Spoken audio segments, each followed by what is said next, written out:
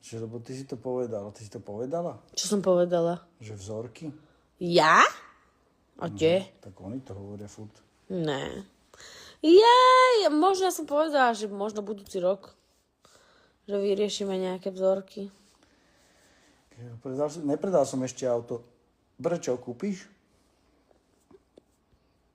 Teraz to tak milo povedal.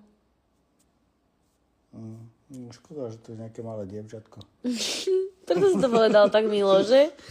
Ja som to vedela, že to má nejaký. Ale vieš, či bol vážny fór, že áno, že dobre, dojdem zajtra do obeda. Tu máš.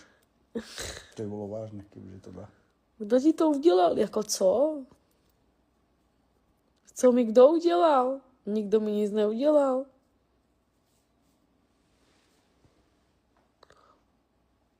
Teď nad tím tak budu přemýšlet, že se mi mozek zavaří. Počkaj, zapni si rekuperáciu alebo ventilátor. Nech sa odvetráva.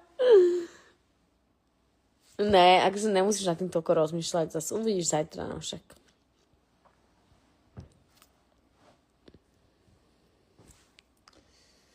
Sedmičku predávam, áno.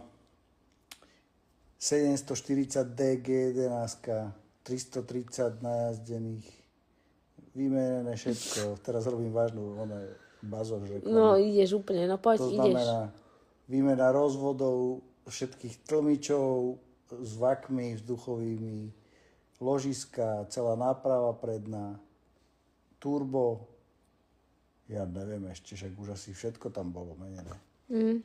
Proste to auto je normálne jak nové teraz.